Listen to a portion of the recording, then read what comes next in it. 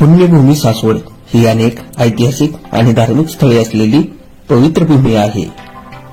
याच सासवडमध्ये संत ज्ञानेश्वरांचे कनिष्ठ बंधू संत सोपानदेव यांचे समाधीस्थळ आहे. भव्य कमानीमधून मंदिराच्या प्रांगणामध्ये प्रवेश झाल्यानंतर आपल्याला मंदिराचा भक्कम तट दिसतो.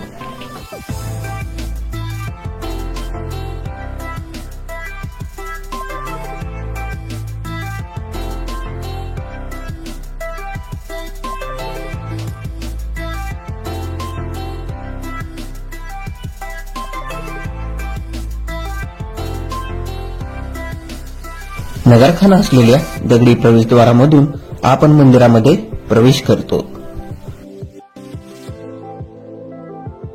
मंदिर परिसर अतिशय स्वच्छ आहे. त्यानंतर समोर असलेल्या नागेश्वर मंदिरामध्ये आपण दर्शनासाठी निघतो.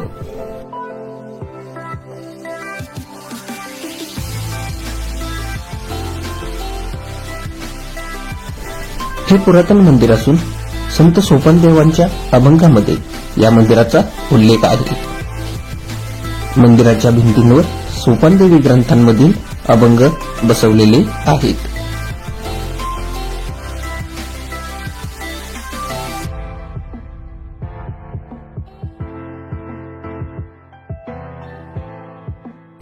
हे अतिशय पुरातन असलेले नागेश्वराचे शिवलिंग.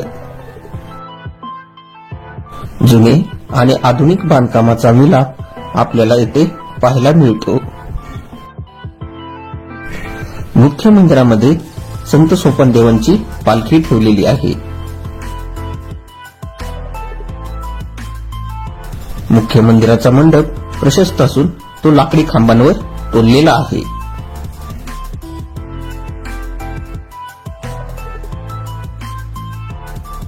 दुमजली असलेल्या मंडपामधून समाधी स्थळाचे दर्शन होते.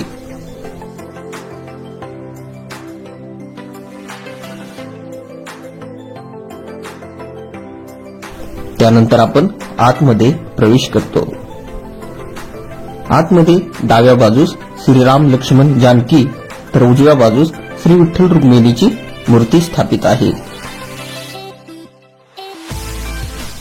हे संत श्री सोपानदेवांचे संजीवन समाधी स्थळ.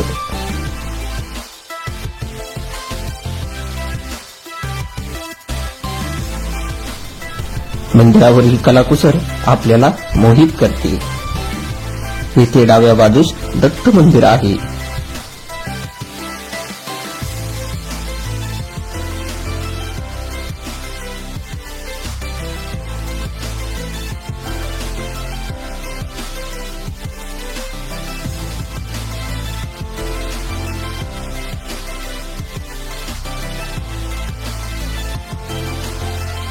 मंदिर प्रदक्षिणा करताना आपल्याला हे गोमुख दिसते. येथे शेजारीच मुक्ताबाईंचे मंदिर आहे. त्यानंतर आपण गणेश वृक्षाकडे येतो. या चिंचेच्या खोडावर गणेश प्रतिमा दिसतात. याच गणेश वृक्षाच्या खोडामधून इसवी सन 1297 साली संत सोपानदेवांनी समाधीस्थळी प्रवेश करून समाधी घेतली. चांबळी नदीच्या काठावर असलेल्या या मंदिरामधून संगमेश्वर मंदिर सहज दिसते. अतिशय सुंदर असलेल्या या समाधी स्थळाचे दर्शन किमान एकदा तरी घेतलेच पाहिजे.